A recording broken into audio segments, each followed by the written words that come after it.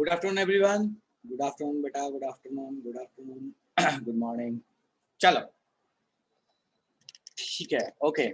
सो चूंकि हम last class में हम लोगों ने डिस्कस किया था कि आज अपन न्यू चैप्टर स्टार्ट करेंगे, that is periodic classification of elements. ठीक है, सो अपन फटाफट से उस चैप्टर पे आएंगे, लेकिन उससे पहले किसी को कोई डाउट है, कुछ पूछना है, कुछ डिस्कशन करना चाहते हो तो बेटा डेफिनेटली आप कर सकते हो। किसी को अगर कुछ पूछना है किसी भी चीज़ के रिगार्डिंग, कोई लास्ट चैप्टर के रिगार्डिंग कोई डाउट हो या एनीथिंग, तो आप पूछ सकते हो। बिकॉज 2-3 मिनट अपन वेट कर ले रहे हैं। काफ़ी लोग आएंगे, ज्वाइन करना अभी बाकी है, ज्वाइन कर रहे हैं कंटिन्यूअसली।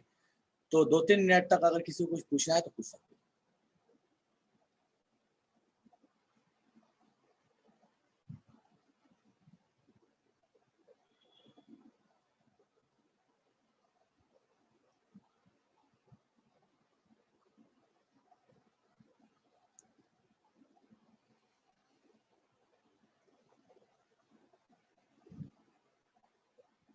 चलिए ठीक है, सो अपन क्लास स्टार्ट करते हैं। किसी को कुछ पूछना नहीं है तो अपन क्लास स्टार्ट करते हैं। ठीक है, आज अपन पढ़ने वाले हैं पीरियोडिक क्लासिफिकेशन ऑफ एलिमेंट्स। ठीक है, अब सबसे पहली चीज इस टॉपिक के बारे में थोड़ा सा आपको एक ब्रीफ दे दूं, ये कैसे टॉपिक कहाँ से रिलेट होके आता है। आपने क्लास 10th में पढ़ा था एक chapter, that is periodic table. Same chapter पढ़ा था आपने, पीरियोडिक क्लासिफिकेशन या पीरियोडिक टेबल जिसको बोला करते थे, वो सेम चैप्टर यहाँ पे है। सब कुछ सेम है, बस उसका थोड़ा सा एक एक्सपेंडेड फॉर्म है। जो 10th क्लास में आपने पीरियोडिक क्लासिफिकेशन या पीरियोडिक टेबल जो पढ़ा था, उसका एक एक्सपेंडेड फॉर्म है जो अपन अब पढ़ने वाले हैं। अब उस चैप्टर से हमको एक चीज तो बहुत अच्छे से याद है कि उसमें हमको फैक्ट्स याद करने पड़ते थे, हमको चीजें याद करनी पड़ती थी। भैया लेफ्ट से राइट जाएंगे तो रेडियस छोटा होगा, ऊपर से नीचे आएंगे तो बढ़ेगा, आयोनाइज एनर्जी कैसे होगा, इलेक्ट्रॉन गेन इंथैल्पी कैसे होगा, इलेक्ट्रोनेगेटिविटी कैसे होगा। ठीक है, सो ये सारी चीजें हम जो क्लास 10th में पढ़ते थे, एग्जैक्टली सेम पैटर्न पे अब हम पढ़ने वाले हैं। फर्क बस इतना सा है उसमें और इसमें कि अभी थोड़ा एक्सपैंडेड फॉर्म है। ठीक है, बिल्कुल विनय, नया चैप्टर शुरू हो रहा है आज, that is periodic classification of elements. Mole concept के टाइम में बहुत लोग ऐसे थे जो बीच में आए, कुछ लोग स्टार्ट में रहे, नहीं रहे, तो समस्याएं बहुत लोगों को थोड़ी बहुत हुई, बिकॉज वो पूरी तरीके से कॉन्सेप्चुअल चैप्टर था। उसमें फॉर्मूले, उसमें ऐसा था कि अगर आपने फर्स्ट क्लास नहीं किया तो सेकंड क्लास में बहुत समस्याएं हो सकती हैं। ठीक है, सेकंड नहीं किया तो थर्ड में समस्याएं हो सकती हैं। ठीक है, सो आज जो अपन पढ़ने वाले हैं दैट इज पीरियोडिक क्लासिफिकेशन। अगर आप एनसीईआरटी के थ्रू देखिएगा, सो एनसीईआरटी के अकॉर्डिंग हम बोलते हैं कि भैया इससे this is the third chapter actually. ठीक है, तो अपन बात करेंगे पहले पीरियोडिक क्लासिफिकेशन की और उसके बाद अपन पढ़ेंगे एटॉमिक स्ट्रक्चर। ठीक है, तो इस चीज को ध्यान रखिएगा। आज अपन स्टार्ट करने वाले हैं that is periodic classification, atomic structure इसके बाद अपन पढ़ेंगे। ठीक है, चलो। सो काफी लोगों ने ज्वाइन कर लिया है। किसी को कुछ बोलना है, कुछ चीज है जो आप बोलना चाहते हो, डेफिनेटली बोल सकते हो। फिर अपन क्लास स्टार्ट कर लेंगे। हाँ बिल्कुल हर्ष, एटॉमिक स्ट्रक्चर इसके बाद होगा डेफिनेटली।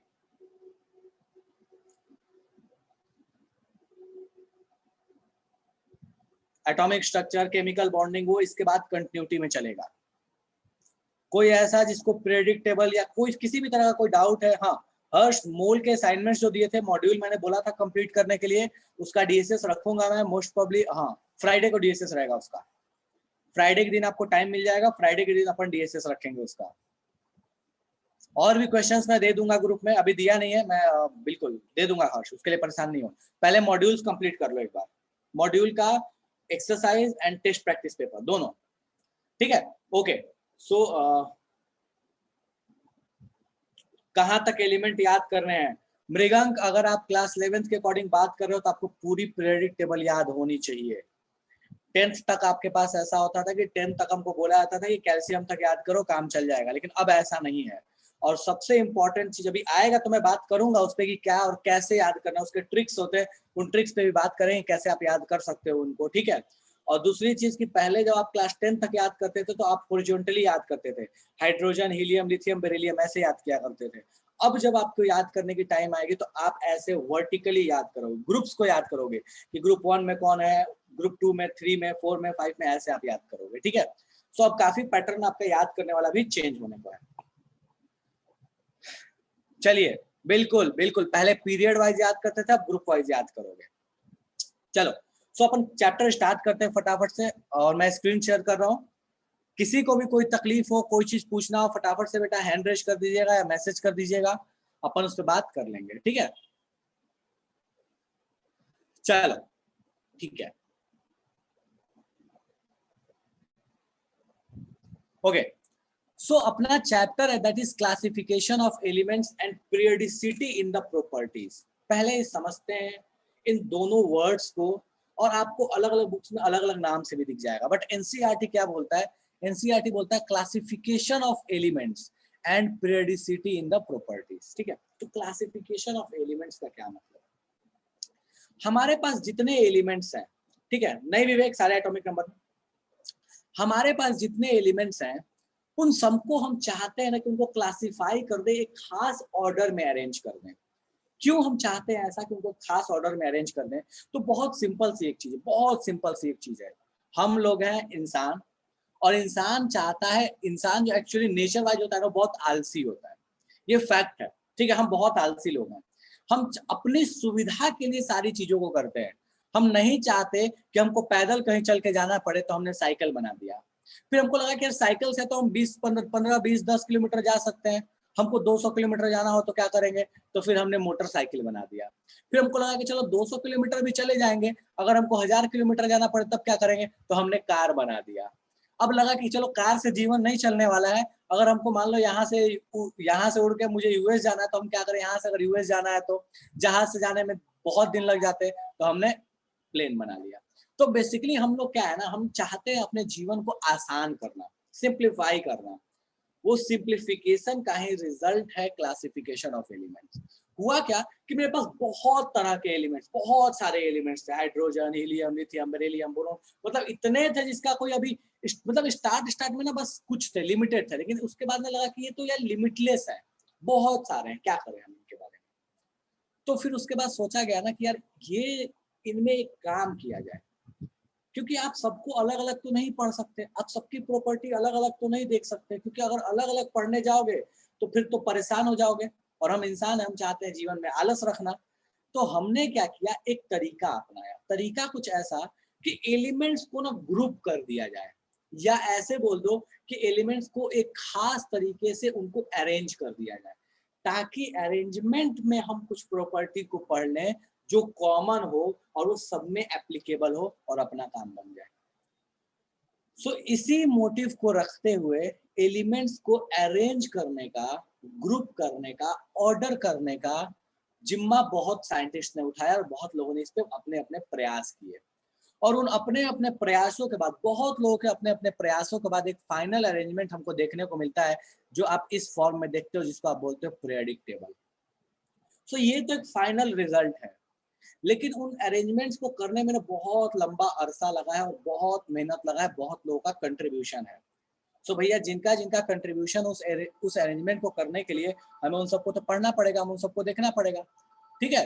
तो उस अरेंजमेंट को करने के लिए, वो जो अरेंजमेंट हुआ है, उसको जो किया गया है, उन सारे साइंटिस्ट ने कैसे कैसे क्या क्या किया, वो सारी चीजें अब हम देखने वाले हैं एक एक करके। सो उसी प्रोसेस को बोला जाता है कि भैया this is the classification process, ठीक है। That is the history of periodic table. तो ये पीरियोडिक टेबल जो आपका बना हुआ है, इसकी हिस्ट्री क्या है सबसे पहले देखेंगे। उसके बाद इसमें क्या क्या खूबियां और क्या क्या कमियां हैं उसके बारे में बात करेंगे। और फिर बात करेंगे कि आखिर इसमें कौन कौन सी प्रॉपर्टीज कैसे चलती हैं, उसका ऑर्डर क्या होता है, उसके बारे में बात करेंगे। तो सबसे पहला है कि भैया क्लासिफिकेशन करेंगे, और उसके बाद हम देखेंगे कि उसमें कौन सी प्रॉपर्टी कैसे है। पीरियडिसिटी का मतलब होता है कि कोई भी प्रॉपर्टी किस तरीके से रिपीटिंग मैनर में आ रही है, कैसे वो पीरियडिक है। तो उसी चीज को बोलते हैं पीरियडिसिटी। आगे आएंगे तो बात करेंगे। कुछ बुक्स में अगर आप देखोगे तो कुछ बुक्स में आपको simple periodic table and history करके चैप्टर दिख जाएगा, कहीं सिर्फ पीरियडिक टेबल लिखा हुआ मिलेगा, कहीं क्लासिफिकेशन ऑफ एलिमेंट लिखा हुआ मिलेगा, मतलब सबका सेम ही है, ठीक है। चलो, तो शुभम अभी तक कुछ पढ़ाया नहीं है, बस इस चैप्टर के बारे में बता रहा था कि ये चैप्टर में हमको पढ़ना क्या है बेसिकली, ठीक है। तो सबसे पहली चीज है, अब हम देखेंगे कि भैया ये क्लासिफिकेशन शुरुआत कैसे की गई, क्या हुआ, कैसे शुरुआत हुआ, जिसका रिजल्ट आज हमको ये सुंदर सा पीरियोडिक टेबल देखने को मिलता है, ठीक है। ऐसा नहीं है कि आज हमारे सामने आ गया तो हम सोचते हैं वाह यार क्या बात है, मतलब ये जबरदस्त है, सारे एलिमेंट को तो हम डायरेक्टली पढ़ ले रहे हैं। लेकिन ऐसा नहीं था, इसके पीछे बहुत मेहनत है, बहुत लंबे अरसे का मेहनत है, बहुत लोगों का कंट्रीब्यूशन है। तो चलो एक बार स्टार्ट से हम इनको देखते हैं। बहुत लोगों ने कंट्रीब्यूशन दिया इसको बनाने में, लेकिन कुछ खास लोग हैं जिसके बारे में हम पढ़ते हैं, उनका कंट्रीब्यूशन जो था वो थोड़ा स्पेशल था, थोड़ा अलग था। तो उन खास लोगों के बारे में ही अपन पढ़ने वाले हैं जो एक्चुअल में अपने सिलेबस को कवर करता है। सो सबसे पहला जो अपन पढ़ते हैं, बिल्कुल जो सबसे पहला अपन पढ़ते हैं दैट इज डोबरनियर साहब। डोबरनियर साहब ने बोला कि यार देखो, उस समय तक जब डोबरनियर साहब ने इसको अरेंज करना शुरू किया, इसमें कुछ कुछ खूबियां, कुछ ऐसा चीज की कुछ कॉमन प्रॉपर्टी जब ढूंढना शुरू किया, सो उन्होंने क्या किया ना कि कुछ कुछ एलिमेंट्स लिए, उनकी प्रॉपर्टीज को ऑब्जर्व किया। कैसी प्रॉपर्टी? उन्होंने फिजिकल और केमिकल दोनों प्रॉपर्टी को ऑब्जर्व किया। फिजिकल प्रॉपर्टी का मतलब जिसको नहीं पता मैं बता रहा हूँ, melting point, boiling point, appearance, ये सारी जो चीजें होती हैं, फेज, ये सारी चीजें होती है फिजिकल प्रॉपर्टीज। केमिकल प्रॉपर्टी क्या होता है? 10th क्लास में पढ़ा करते थे, एसिड बेस का केमिकल प्रॉपर्टी क्या है? ऑक्सीजन से कैसे रिएक्ट करता है, वाटर से कैसे रिएक्ट करता है, एसिड से कैसे रिएक्ट करता है, बेस से कैसे रिएक्ट करता है, ये हुई केमिकल प्रॉपर्टीज। तो उस समय तक जितने भी एलिमेंट्स अवेलेबल थे, उन सभी एलिमेंट्स को उन्होंने क्या किया ना कि फिजिकल और केमिकल प्रॉपर्टीज उन सबके ऑब्जर्व किए, उसको नोट डाउन किया कि भैया देखो इसकी ये, इसकी ये, इसकी ये, इसकी ये। और उन्होंने सोचा कि यार इन सब में से ना जो कुछ कुछ कॉमन, एक जैसे जो कुछ कुछ प्रॉपर्टीज दिखाने वाले हैं ना, उनको एक जगह रखा जाए। कुछ एक जैसे दिखाने वाले हैं उनको एक जगह रखा जाए, कुछ एक जैसे दिखाने वाले हैं तो उनको एक जगह रखा जाए। सो जब उन्होंने ऐसे करने का प्रयास किया तो उन्होंने कुछ ग्रुप्स बना लिए जिसकी जिनमें प्रेजेंट एलिमेंट्स की प्रॉपर्टी एक जैसी दिखती थी। ठीक है, मतलब ऐसे समझ लो ना कि कुछ बच्चे हैं क्लास, मतलब कुछ बच्चे हैं जो रैंडमली घूम रहे हैं, उनसे कुछ कुछ क्वेश्चन पूछा गया। अब मान लो कि कुछ क्वेश्चन पूछेगा जो क्लास 9th बेस्ड पे था। अब 9th क्लास में बच्चे जो भी होंगे वहां पे, वो उस क्वेश्चन का आंसर देंगे तो बोलेंगे कि भैया ये 9th के बच्चे हैं। 10th क्लास के कुछ क्वेश्चन पूछेगा, जो 10th वाले आंसर देंगे उसको 10th में रख दिया गया। सो इस तरीके से क्या किया गया ना कि उस एलिमेंट्स को भी क्लासिफाई करने का उन्होंने प्रयास किया। सो उन्होंने कुछ ग्रुप्स बनाए। वो ग्रुप्स कैसे बनाए उस पर जरा गौर फरमाते हैं। तो वो कहते हैं कि यार मैंने कुछ ग्रुप्स बनाए हैं और उन ग्रुप्स में क्या है कि जो एलिमेंट्स उनकी प्रॉपर्टी बहुत हद तक एक दूसरे से मिलती है, और एक जो उनमें सबसे खास बात है वो ये है कि उन ग्रुप्स में 3-3 लोगों का उन्होंने बोला कि भैया 3 एलिमेंट्स को मैं एक साथ क्लासिफाई करूंगा। तो 3 एलिमेंट जैसे लिथियम, सोडियम और पोटेशियम को उन्होंने क्लासिफाई कर लिया। बोला कि इन तीनों की प्रॉपर्टी एक दूसरे से मिल रही है। दूसरी चीज कि जब इन तीनों को अगर हम ऑब्जर्व करते हैं तो वो कहते हैं कि जो सबसे लो मास वाला है और जो सबसे हाई मास वाला है, उन जो सबसे लो मास वाला और जो सबसे हाई मास वाला है, इसका एवरेज जो अगर मास ले लोगे तो वो बीच वाले के बराबर आ जाएगा। 3 को पकड़ा सेम प्रॉपर्टी वाले, उनने बोला कि जो सबसे कम मास वाला और जो सबसे ज्यादा मास वाला है, इन दोनों का अगर एवरेज मास करोगे तो वो जो बीच वाला है उसके बराबर हो जाएगा। एग्जाम्पल के तौर पे जरा यहाँ ध्यान देते हैं। सो उन्होंने क्या किया कि 3 का एग्जाम्पल, जैसे यहाँ पे लिथियम, सोडियम और पोटेशियम, इस जगह पे ध्यान दीजिए नीचे में यहाँ पे। ठीक है, तो उन्होंने बोला कि लिथियम, सोडियम और पोटेशियम की प्रॉपर्टी एक जैसी है, एक जैसी वो दिखते हैं, एक जैसा वो केमिकल रिएक्शन दिखाते हैं। सो कहते क्या है कि इन तीनों को मैं एक ग्रुप में रखूंगा, एक जगह कलेक्ट करके रखूंगा, एक क्लस्टर बना के रखूंगा। और बोलते क्या है कि अगर इन तीनों में सबसे कम मास वाला और सबसे जब ज्यादा मास वाले का अगर मैं एवरेज लूं, एवरेज कैसे, तो 7 + 39 डिवाइड बाई 2, तो देखो 7 + 39 डिवाइड बाई 2 करूं तो ये 23 आता है, जो कि बीच वाले के बराबर है, दैट इज सोडियम के बराबर। सो कहते हैं कि 3-3 का ग्रुप बनाऊंगा जिसका उन्होंने नाम रखा ट्रायड। ट्रायड का मतलब होता है तिकड़ी। ऐसे समझो, हिंदी में समझो, ट्रायड का मतलब क्या हुआ? तिकड़ी। ठीक है, लिख दे रहा हूं मैं। ठीक है, वो तिकड़ी होती है ना, वो बोलते हैं ना तिकड़ी, 3 लोगों का ग्रुप है। ठीक है, 4 लोगों को चौकड़ी बोलते हैं। ठीक है, सो जो 3 लोगों का, जो 3 एलिमेंट्स का जो उन्होंने ट्रायड बनाया, उन्होंने उसमें कहा कि जो सबसे हल्का वाला और सबसे भारी वाले का जो एवरेज होगा वो बीच वाले के बराबर होगा। इसी तरह से करके उन्होंने 3-3 के बहुत सारे ग्रुप्स बनाए, लेकिन वो बहुत ज्यादा नहीं बना पाए। मेनली वो 4 ही ग्रुप बना पाए, जिसको उन्होंने बोला कि भैया यहाँ पे ये एलिमेंट जो है एक दूसरे के साथ प्रॉपर्टी दिखा रहे हैं। वो 4 ग्रुप्स उन्होंने कौन कौन से बनाए? तो देखो, एक बनाया आयरन, कोबाल्ट, निकल का, एक लिथियम, सोडियम, पोटेशियम का, एक क्लोरीन, ब्रोमीन, आयोडीन का, और एक कैल्शियम, स्ट्रोंशियम, बैरियम का। उन्होंने ये 4 ग्रुप्स बनाए, और इन 4 ग्रुप्स में क्या था कि तीनों तीनों जो एलिमेंट्स थे एक ग्रुप में उनकी प्रॉपर्टी एक जैसी थी, सबसे कम वाले और सबसे ज्यादा वाले के मास का जो एवरेज था वो बीच वाले के बराबर था। और ये क्लासिफिकेशन उन्होंने कर दिया, बोला कि देखो भाई ऐसा है, तो अपना काम कुछ तो आसान हो गया, कम से कम इतनों को तो अलग अलग नहीं पढ़ना पड़ेगा, इनको आप कॉमनली पढ़ सकते हो। पर क्या इससे अपनी समस्या का समाधान हो गया? नहीं हुआ। क्यों नहीं हुआ? क्योंकि अगर मान लो मेरे पास अगर मान लो कि मेरे पास 40 एलिमेंट हैं और 40 में अगर आपने मान लिया कि 12 को आपने कर भी दिया है, एक दूसरे आपने 12 को वहां पे कस्टमाइज कर दिया, आपने 12 को वहां पे ग्रुपिंग कर भी दी है, लेकिन और बच्चों का क्या? जितने बचे हुए उनका क्या? फिर उनके लिए तो आपने कोई सॉल्यूशन नहीं किया, ठीक है? 28 का फिर और क्या करेंगे?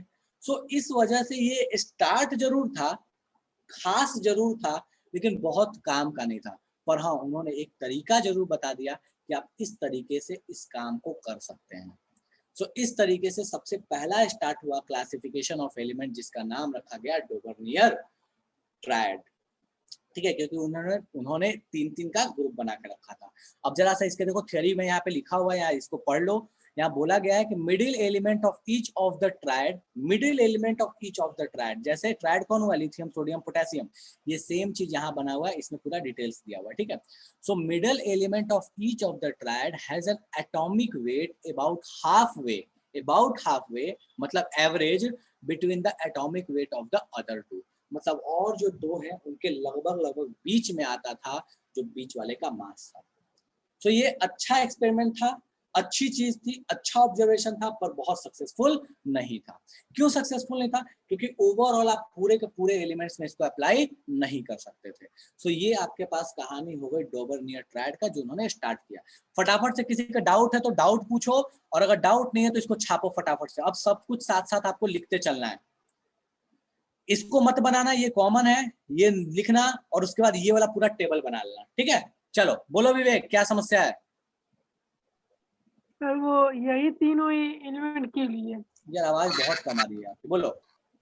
सर तीनों एलिमेंट यही क्यों लिए और अदर कोई एलिमेंट नहीं लेते? जैसे तुम बताओ कौन से एलिमेंट की बात करना चाहते हो, किसको ले सकते थे? और ग्रुप में ब्रोन, कार्बन, नाइट्रोजन हो गया, ये तीन ठीक ले। ठीक है। बोरोन, कार्बन, नाइट्रोजन की प्रॉपर्टी एक जैसी नहीं होती है।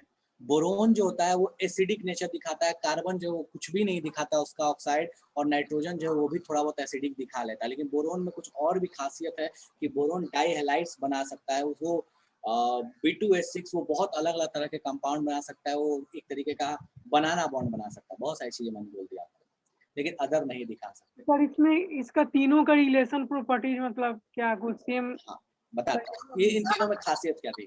ये तीनों ऐसे एलिमेंट थे जिसको अगर आपने हवा में रख दिया तो तीनों ही हवा में जल जाएंगे। क्या बोरोन, कार्बन, नाइट्रोजन के साथ ऐसा है? ये तीनों ऐसे थे जो ऑक्सीजन के साथ सीधे जलते थे। दूसरी खास बात जो इनमें सबसे थी, तीनों ही की तीनों जब ऑक्सीजन से जलते थे तो इनका जो रेशियो होता था रिएक्ट होने का, मोलर रेशियो सेम होता था। मतलब सबके लिए देखो, रिएक्शन अगर आप लिखोगे तो लिथियम का ऑक्सीजन के साथ का रिएक्शन लिखो, सोडियम का ऑक्सीजन के साथ का रिएक्शन लिखो, या पोटेशियम का ऑक्सीजन के साथ का रिएक्शन लिखो बाबू, तीनों में जो आपको प्रोडक्ट मिलेगा वो कैसा मिलेगा? तो Li2O मिलेगा, इसमें Na2O मिलेगा, और इसमें K2O मिलेगा। तीनों में एक जैसा प्रोडक्ट दिख रहा है। सर लेकिन क्या कार्बन, नाइट्रोजन और बोरोन में ऐसा होता? नहीं होता। मैंने क्या बोला? स्टार्ट में ध्यान दो, मैंने बोला फिजिकल और केमिकल प्रॉपर्टी ऑब्जर्व किया तब जाके ग्रुप किया। ऐसा नहीं था कि किसी को भी ग्रुप कर दिया। फिजिकल और केमिकल प्रॉपर्टी जो इन तीनों की थी वो एक दूसरे से मिलती थी, तभी बोला कि भैया इन तीनों को अपन एक साथ रखेंगे। डन है? सर हाँ।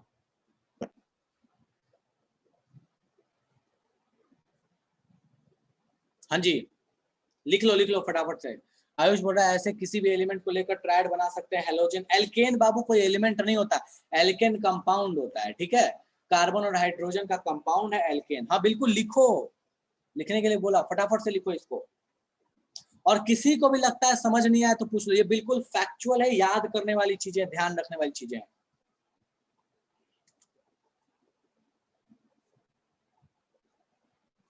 चलो, अब इसके बाद इनका ड्रॉबैक क्या था? तो देखो बहुत सारे ड्रॉबैक्स हैं, ऐसा नहीं है कि एक दो है, पर जो सबसे इंपॉर्टेंट ड्रॉबैक है अपन उस पर बात करेंगे, ठीक है। सो इनका जो ड्रॉबैक था उस पर अपन जरा सा बात कर लेते हैं।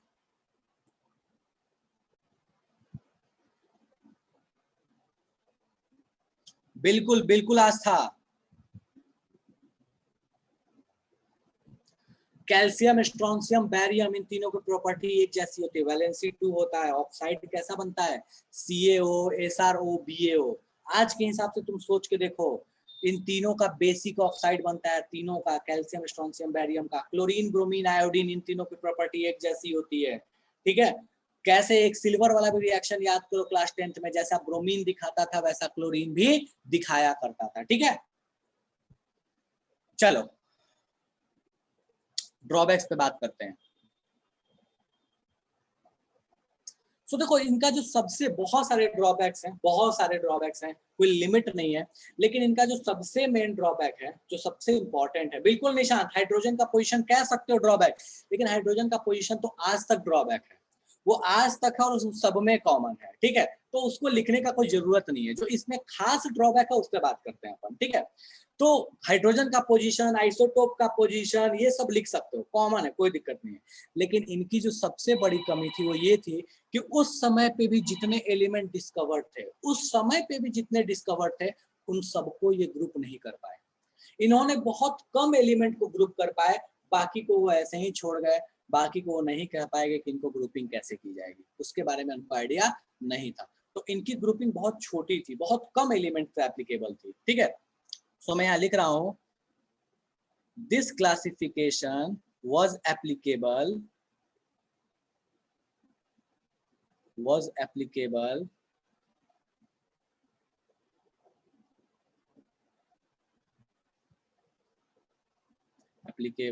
on very small range of element, a small range of elements। ये जो क्लासिफिकेशन था बहुत छोटे रेंज ऑफ एलिमेंट पे एप्लीकेबल था।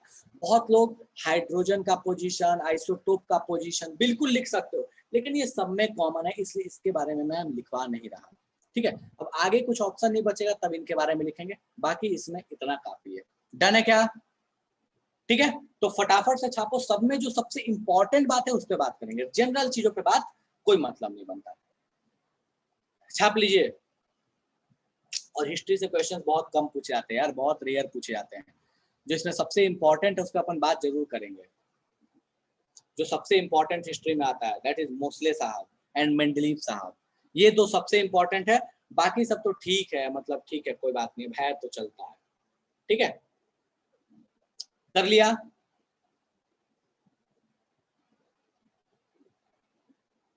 बोलो मानस।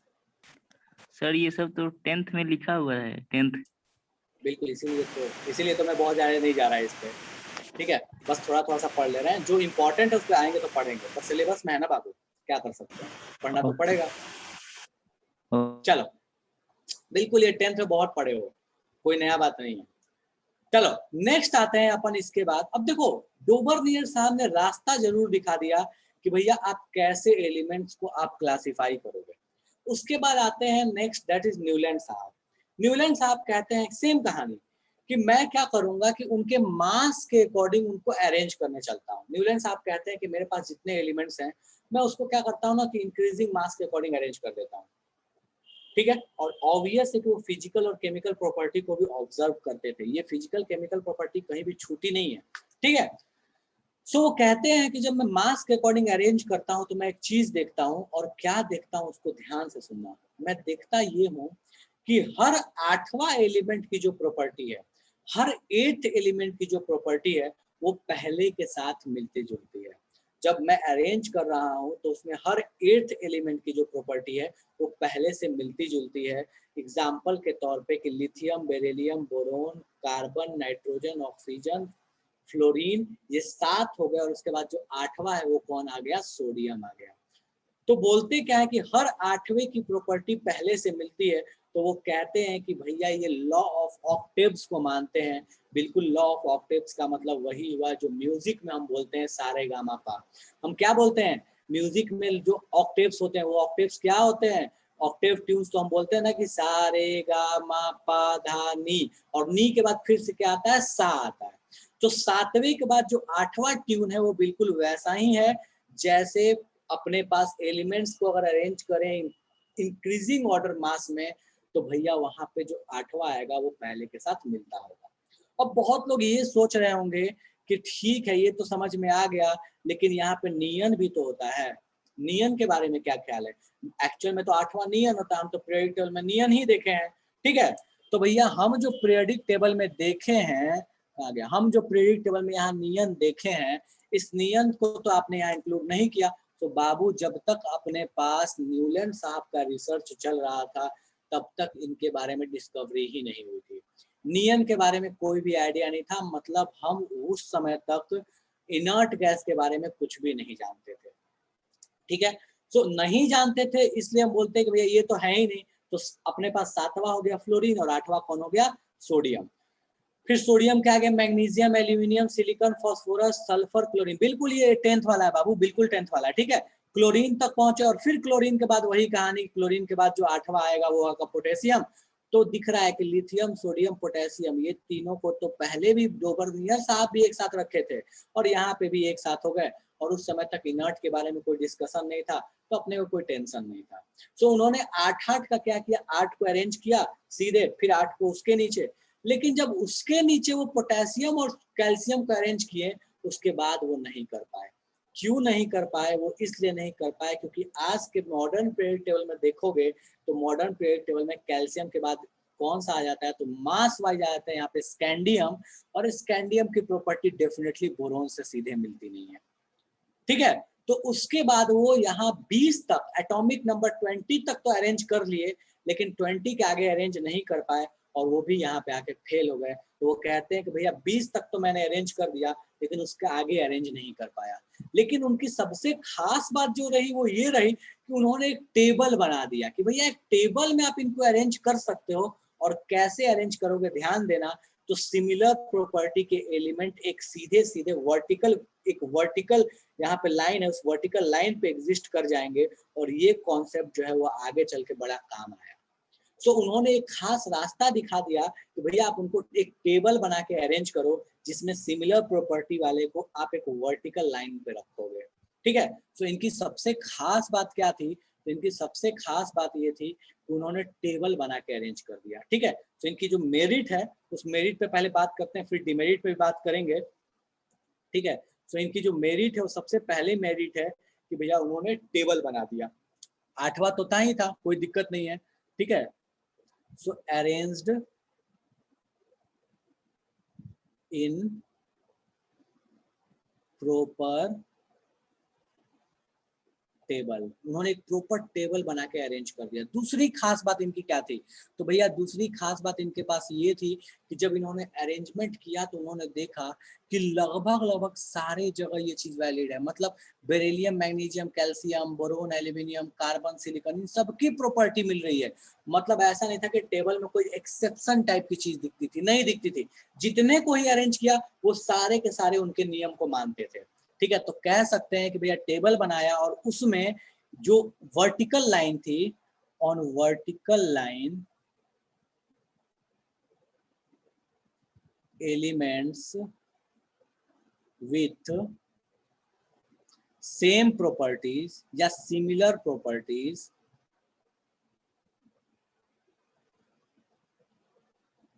आर प्लेस्ड, ठीक है। वर्टिकल लाइन पे सिमिलर प्रॉपर्टी वाले एलिमेंट्स को उन्होंने प्लेस कर दिया। अब बात आती है कि ठीक है ये तो समझ में आ गया कि भैया उनकी खासियत क्या थी, लेकिन उनकी कमी क्या है?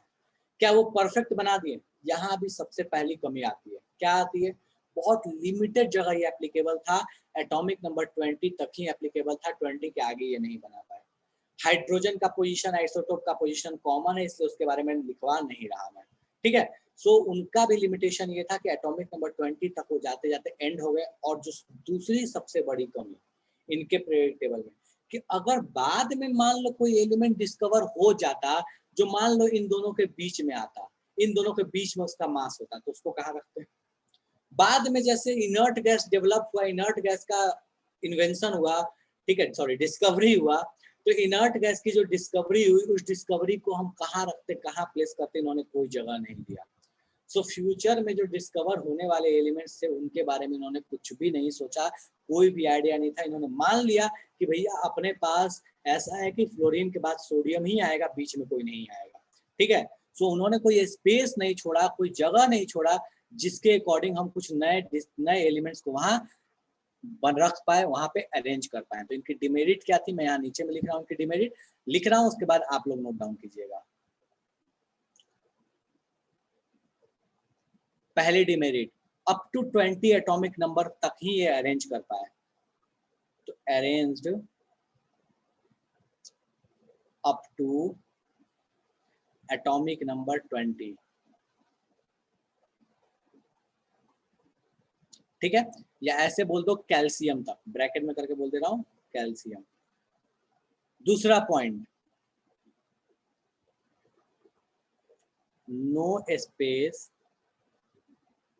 Left for newer discoveries, for newer discoveries. कोई नया डिस्कवरी होता उसके लिए उन्होंने कोई भी जगह नहीं छोड़ा, ठीक है। और ये इंग्लिश, ये अपने पास जैसे हम हिंदी में हमारे ऑक्टेव्स होते हैं, वैसे दूसरे लैंग्वेजेस में भी ये ऑक्टेव्स होते हैं। तो ये दूसरे लैंग्वेज का, इंग्लिश का ये ऑक्टेव है। चलो फटाफट से छापो इसको, और किसी को तकलीफ है तो पूछो, फटाफट छापो।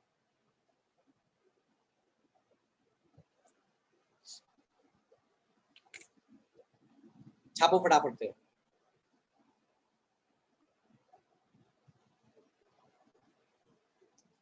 आयुष, उनके टाइम में 56, ठीक है। और जब मेंडलीव आए तो 59 या 63 एलिमेंट्स तक डिस्कवर जरूर थे, लेकिन वो सबको अरेंज नहीं कर पाए थे। सर एवरी 8th एलिमेंट कहां से? मृगंक क्या समस्या है एवरी 8th एलिमेंट में, बताओ। एक सेकंड रुक जाओ। मृगंक ऑडियो ऑन करो, बोलो। हाँ बिल्कुल टेबल बनाना है। रुक जा 1 मिनट, मैं परमिशन दे रहा हूँ, ऑडियो ऑन करो। अमृता आप भी ऑडियो ऑन करके बोलना बेटा, पहले मृगंक को बोलने दो, फिर अमृता आप बोलना, ठीक है। बोलो मृगंक।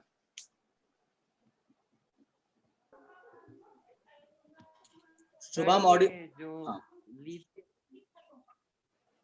बोलो। सर ये लिथियम से लेंगे कि बेरिलियम से काउंट करेंगे? क्यों लिथियम से काउंट कर रहे हैं ना, पहला तो लिथियम है ना, तो लिथियम से ही काउंट करेंगे ना। अच्छा मृगंक समझ, मतलब मेरे को अभी भी समझ में नहीं आया तुम किस प्रॉपर्टी के रिगार्डिंग बात कर रहे हो, बताओ। सर मतलब कि ये जो जैसे कि लिथियम का प्रॉपर्टी सोडियम के साथ मैच कर रहा है, ठीक है। तो वैसे हम हाँ बोलो। तो मतलब कि हम इसको बेरिलियम से 8 मानेंगे कि लिथियम से, ये नहीं समझ। सारे गामा में ये बताओ कि सारे गामा में जो सा आता है वो सा कितने नंबर पे आता है, ये बताओ। सा रे गा मा पा धा नी तक 7 हो गया, फिर सा के नीचे सा आ गया ना। हाँ सेम कहानी यहाँ पे समझ। जैसे, हाँ ठीक है। तुम बेरिलियम से काउंट करोगे तो तुमको मैग्नीशियम दिखेगा, बेरिलियम से काउंट करो 1 2 3 4 5 6 7 8, डन है। चलो हाँ हाँ ठीक है। और वर्टिकल लाइन के नीचे क्या लिखा हुआ, के के नीचे कुछ नहीं लिखा, ये मास है 39 अमृता, 39 इसका मास है, एटॉमिक वेट है ये। वेट लिख सकते हो, नहीं भी लिखोगे तो दिक्कत नहीं है अभी, ठीक है। बोलो आयुष। अच्छा, अरेंज्ड इन प्रॉपर टेबल, ठीक है। और सेकंड पॉइंट है on vertical line elements with similar properties are placed. Vertical line पे एलिमेंट्स जिनकी प्रॉपर्टी सिमिलर थी उनको प्लेस किया गया था, ठीक है। तो ये मजेदार था यार, ये सबसे जबरदस्त था ये, ठीक है। हालांकि इससे ज्यादा है, मतलब अभी बाकी है, मेंडलीव साहब बाकी है, पर ये बहुत जबरदस्त की सोच है कि आप अरेंज करो और हर 8वें का पहले के साथ मिल रहा है, मतलब खतरनाक ऑब्जर्वेशन है ये। चलो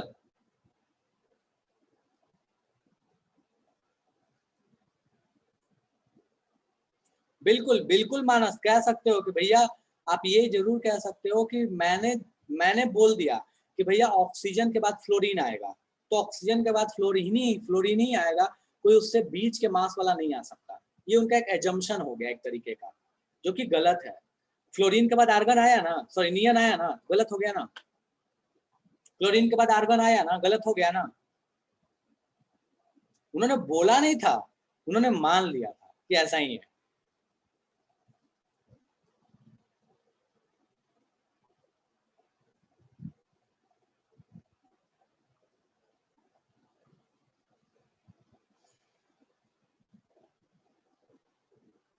डन है? कोई ऐसा जो अभी भी लिख रहा है? ये बिल्कुल फैक्चुअल है। अभी हिस्ट्री है, हिस्ट्री के बाद जो क्वेश्चन आते हैं उस पर बात करेंगे अपन। ये तो बिल्कुल हिस्ट्री है जो क्लास 10 में पढ़ा करते थे, कुछ नया नहीं है इसमें। ठीक है, चलो नेक्स्ट अपन आते हैं। नेक्स्ट, और जो अब आने वाला है वो अब इंटरेस्टिंग है। ये दोनों तो बस ठीक है यार, 10th क्लास तक पढ़ते थे। ठीक है, सो नेक्स्ट अपने पास है दैट इज लोथरमियर साहब। इनका रिसर्च, उनकी जो ऑब्जर्वेशन थी वो बड़ी जबरदस्त की थी। उन्होंने क्या किया, उन्होंने अरेंज किया एटॉमिक वॉल्यूम और एटॉमिक मास के अकॉर्डिंग एलिमेंट्स को। जब उन्होंने इनको अरेंज किया तो उन्होंने कुछ ऑब्जर्वेशंस पाए, और उन ऑब्जर्वेशंस को ध्यान देना। वो कहते हैं कि जब मैं इनको एटॉमिक वॉल्यूम को एटॉमिक मास के अकॉर्डिंग जब मैं अरेंज करता हूँ तो मुझे कुछ पहाड़ टाइप का ऑब्जर्वेशन दिखता है। और कुछ पहाड़ टाइप का कैसा ऑब्जर्वेशन दिखता है, तो मैं देखो यहाँ साइड में बना रहा हूँ। उनका जो ग्राफ था वो एक्चुअल ग्राफ मैं आपको दिखाऊंगा कि एक्चुअल ग्राफ कैसा था, बट एक रैंडम सा ग्राफ आपको मैं बता रहा हूँ कि वो कैसा था। तो उन्होंने कुछ इस तरह का ऑब्जर्वेशन पाया। ये पहाड़, अब ये डेफिनेटली पहाड़, एक्चुअल पहाड़ ऐसे नहीं होते, पर हाँ एक रफ आइडिया कि उन्होंने पहले छोटा पीक, फिर बड़ा पीक, फिर उससे बड़ा पीक, किस तरह का एक ऑब्जर्वेशन। ठीक है, तो एक छोटा पीक, बड़ा पीक, उससे बड़ा पीक, इस तरह की कहानी उनको देखने को मिली। उन्होंने ये ग्राफ किन दो चीजों के बीच में ऑब्जर्व किया, तो ये था atomic volume versus atomic mass. ठीक है, अब उन्होंने एक चीज ऑब्जर्व किया इसमें, उस पर ध्यान देना बहुत इंपॉर्टेंट है, और ये जेई में पूछा हुआ क्वेश्चन है। ध्यान देना कहाँ पे कौन कौन से किस किस ग्रुप के एलिमेंट्स प्रेजेंट हैं। वो कहते हैं कि जब मैं इस ग्राफ को प्लॉट करता हूं तो मुझे दिखता क्या है कि जो इनके पीक पॉइंट्स हैं, इन ग्राफ्स के जनरली जो इनके पीक पॉइंट्स है, यहाँ पे जनरली अल्कली मेटल्स दिखते हैं। अल्कली मेटल्स का मतलब कौन हुआ, जो ग्रुप 1 वाले मेटल्स है, that is lithium, potassium, sodium. ये जितने एलिमेंट्स है ये हमको देखने को मिलते हैं कहाँ पे, पहाड़ों के ऊंचाई पे, चोटियों पे। उसके बाद बोलते क्या है कि जब ये पहाड़ नीचे उतरते हैं, डाउन स्लोप, ध्यान देना, जब ये डाउन स्लोप पे होते हैं, मैं लिखूंगा पहले अभी समझ लो, जब मैं डाउन स्लोप पे जाता हूं तो मुझे इन जगह पे, कुछ इस जगह पे, कुछ इस जगह पे, कुछ इस जगह पे अल्कलाइन मेटल्स मिलते हैं। अल्कलाइन मेटल्स कौन कौन से होते हैं, तो मैग्नीशियम, कैल्शियम, स्ट्रॉन्शियम, बैरियम, ये अल्कलाइन मेटल्स हैं, ग्रुप 2 वाले। सो डाउन स्लोप पे मुझे अल्कलाइन मेटल्स मिलते हैं। और जब मैं इनको, ये जो डीप वाले पोजीशन पे जाता हूँ, ये नीचे वाले पोजीशन पे जाता हूँ, सो मुझे यहाँ पे मिलते हैं ट्रांजिशन मेटल्स। ट्रांजिशन मेटल्स कौन से हैं, तो जो बीच में डी ब्लॉक वाले होते हैं ना, जिसमें अपने पास स्कैंडियम, ये जो स्कैंडियम, वैनेडियम, क्रोमियम, मैग्नीज, ये जो आ रहे होते हैं, आयरन, कोबाल्ट, ये जो आ रहे होते हैं, ये वाले मिलते हैं मुझे। तो 3 पोजीशन, तीनों को मैं लिख रहा हूँ। ठीक है, एक एक करके। सो यहाँ पे फटाफट से लिख रहा हूँ, इसको ध्यान देना। एलिमेंट्स, और इस पे क्वेश्चंस आए हैं, एलिमेंट्स अकॉर्डिंग टू पोजीशन। ठीक है, सो सबसे पहला ऑब्जर्वेशन ऑन पीक्स पे अल्कली मेटल का एग्जांपल भी मैं लिख रहा हूं। जिसको नहीं पता वो ध्यान दे, बाद में इसका अपन पढ़ेंगे कि अल्कली अल्कलाइन किसको कहते हैं, पर जिसको नहीं पता वो ध्यान दे। ऑन पीक्स अल्कली मेटल्स से, अल्कली मेटल्स कौन से होते हैं, एग्जांपल के तौर पे सोडियम, पोटेशियम, सीजियम। ठीक है, ये अल्कली मेटल्स हैं, पीक पे, पहाड़ों के ऊंचाइयों पे मिले। ठीक है, ऑन डाउनवर्ड्स, अब नेक्स्ट है कि भैया डाउनवर्ड स्लोप पे कौन मिला। ठीक है, ये डाउनवर्ड स्लोप है, व्हाइट वाला। मैं यहाँ पे ये साइन बना दे रहा हूँ, इससे आपको पहचान में आएगा। ये येलो वाले हैं, उसके नीचे ये व्हाइट वाले हैं, दैट इज डाउनवर्ड स्लोप। ये व्हाइट वाले। ठीक है, तो ये डाउनवर्ड स्लोप पे हमको कौन मिले,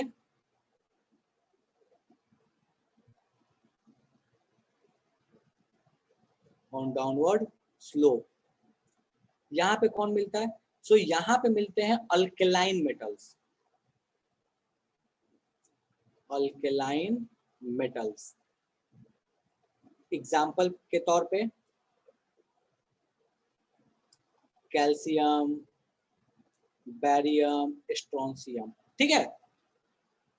हाँ बिल्कुल, अल्कली अल्कलाइन में बता दे रहा हूँ, परेशान नहीं हो, 1 मिनट रुक जाओ, मैं इसको लिख दूं फिर मैं बता दे रहा हूँ, ठीक है। उसके बाद जब ये आते हैं नीचे वाले पोजीशंस पे, इसको मैं अलग कलर देता हूँ, इसको मैं रेड कलर देता हूँ, ठीक है। तो ये जो रेड कलर वाले हैं, ये जो अपने पास बिल्कुल डीप है, बिल्कुल जो अपने पास कह सकते हो जो तुम नीचे में सबसे नीचे पॉइंट पे जो मिलते हैं, वो कौन मिलते हैं? तो ट्रांजिशन मेटल्स, ठीक है। अब इनको बोलते हैं, नाम के लिए परेशान नहीं होना, ठीक है, समझ में आ जाएगा एग्जाम्पल के तौर पे, ठीक है। बाकी आगे अपन पढ़ने वाले हैं, ठीक है। So on deep down position, transition metals, इनको क्या बोलते हैं? Transition metals.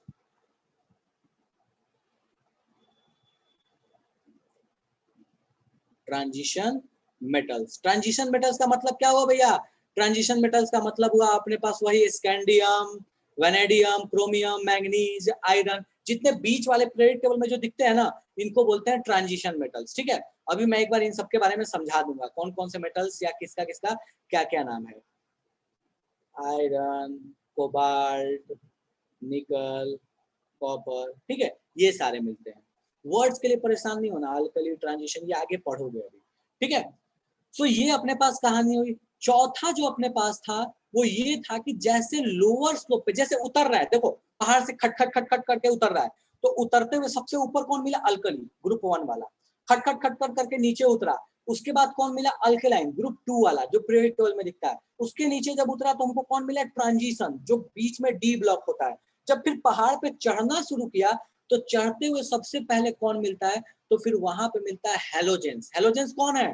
Fluorine, chlorine, bromine, iodine, ये सारे मिलने लगते हैं, ठीक है। सो जो चौथा पोजीशन है ऑन अपवर्ड स्लोप, इसको बोलते हैं चढ़ते हुए position, that is upward slope, ठीक है। तो अपवर्ड स्लोप पे आपको कौन मिला? तो इसको मैं यहाँ पे ब्लू से बना दे रहा हूँ, जैसे यहाँ पे कौन मिला है?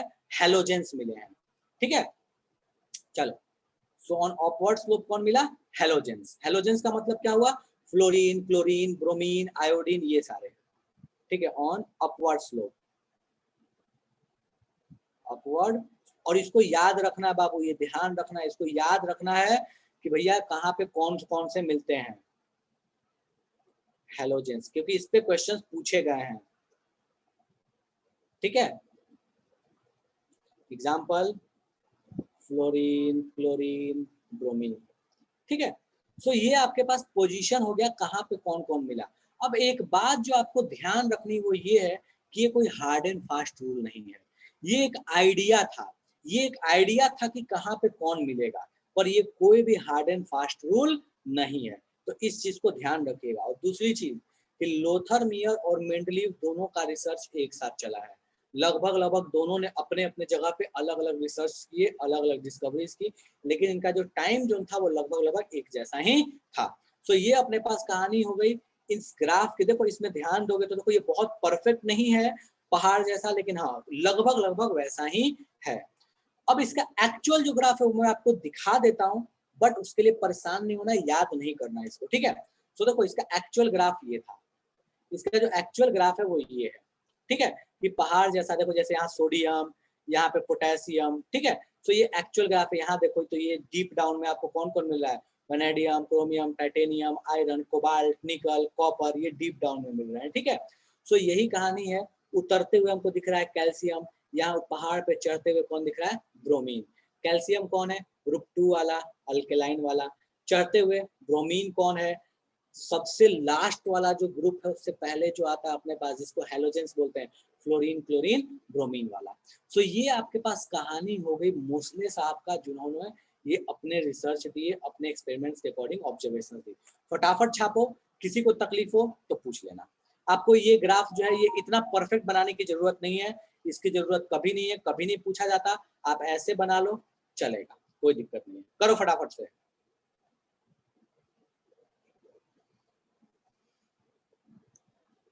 ड्रॉबैक, बिल्कुल ड्रॉबैक है मृगंक, लिखवा रहा हूं मैं ड्रॉबैक, पहले इसको लिख लो। ड्रॉबैक में लिखवा रहा हूँ, नेक्स्ट पेज पे लिखवा दूंगा इसका ड्रॉबैक। इसको पहले लिख लो।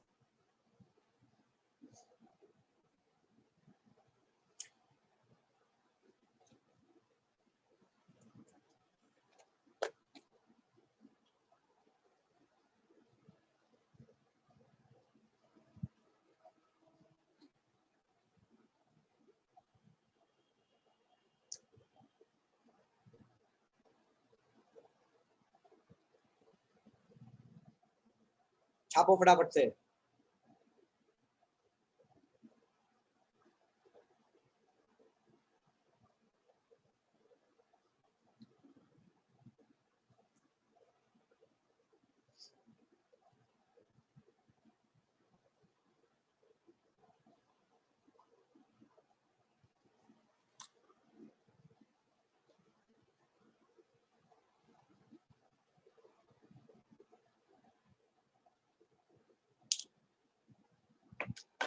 छाप लिया? कोई ऐसा जो अभी भी लिख रहा है? हेलोजन सॉल्ट मेकर होते हैं क्या? मृगंक, बिल्कुल हेलोजन से सॉल्ट्स बनते हैं ना, जैसे ब्रोमीन से ब्रोमाइड्स, क्लोरीन से क्लोराइड्स, आयोडीन से आयोडाइड्स बनते हैं। लिखो लिखो, कोई बात नहीं, लिखो आराम से, कोई जल्दी नहीं है। और ये याद रखना है कि कहाँ कहाँ पे कौन कौन से मिलते हैं, ये फैक्ट्स हैं बिल्कुल। किस पोजीशन पे कौन मिलता है। इसके बाद आएगा थोड़ा मजेदार वाली चीज जो समझने वाली है, वो है ट्रेंड्स, ठीक है, पेरियोडिसिटी। और ये बिल्कुल याद करने वाला रट्टा मार है पूरे तरीके से।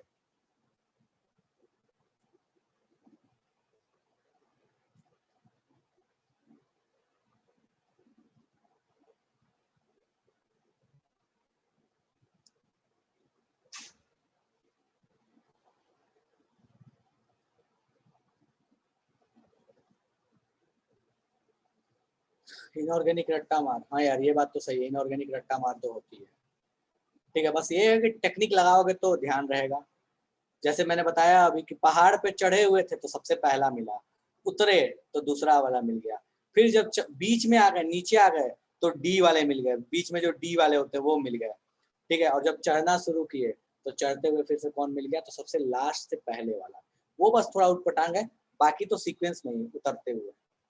थोड़ा लॉजिक लगा के याद रख सकते हो।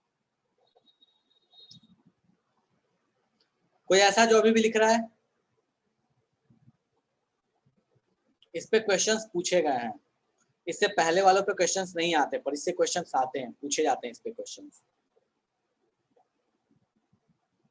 चलिए ठीक है, नेक्स्ट आते हैं अपन। सबसे अधिक पूछा जाता है मेंडलीव से, हिस्ट्री में मेंडलीव से और फिर लोथरमियर से, यही दो क्वेश्चंस बनते हैं और कहीं क्वेश्चन नहीं बनता। ठीक है, चलो। सो ये अपने पास ओरिजिनल ग्राफ में दिखा दिया, लिखने की जरूरत नहीं है, बनाने की जरूरत नहीं है। ठीक है, चलो अब आते हैं अपन इसके ड्रॉबैक्स पे कि इनके ड्रॉबैक्स क्या क्या हैं, इनकी कमियां क्या क्या हैं। तो सबसे पहली कमी है, आप कितना ग्राफ याद करोगे, कितने ग्राफ्स को ध्यान रखोगे। वॉल्यूम के साथ अलग ग्राफ, डेंसिटी के साथ अलग ग्राफ, बॉइलिंग पॉइंट के साथ अलग ग्राफ, सारे ग्राफ्स कैसे याद रखोगे।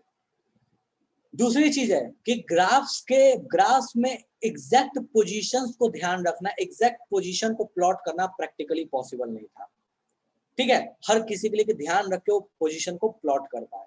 मतलब मोटे तौर पे बोलो तो ग्राफ की एनालिसिस को ध्यान रखना आसान नहीं है। ये सबसे बड़ा उनके रिसर्च का, उनके ऑब्जर्वेशन का ड्रॉबैक था। ठीक है, तो मैं यहाँ पे लिख रहा हूँ, इसको ध्यान देना। सबसे ड्रॉबैक्स में या डिमेरिट्स ड्रॉबैक्स दो लिखना चाहते हो लिख सकते हो। ठीक है,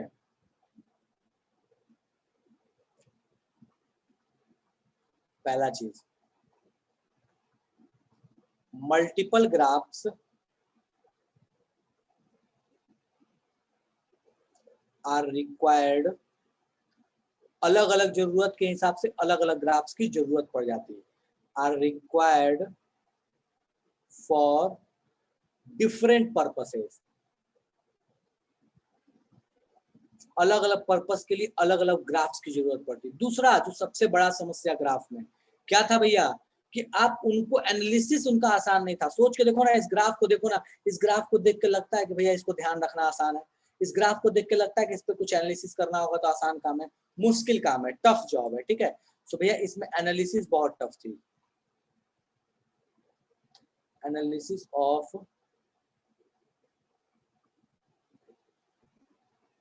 ग्राफ्स आर नॉट इजी, ठीक है।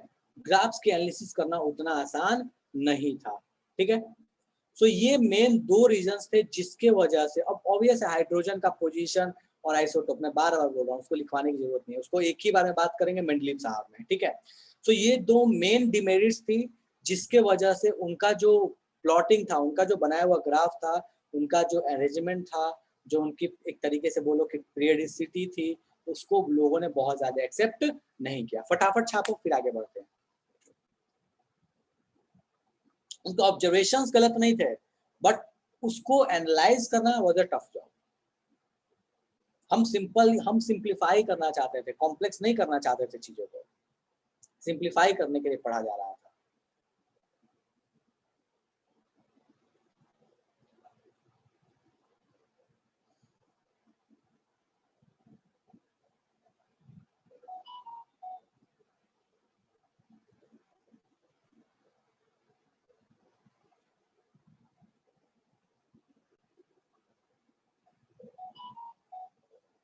छाप लिए?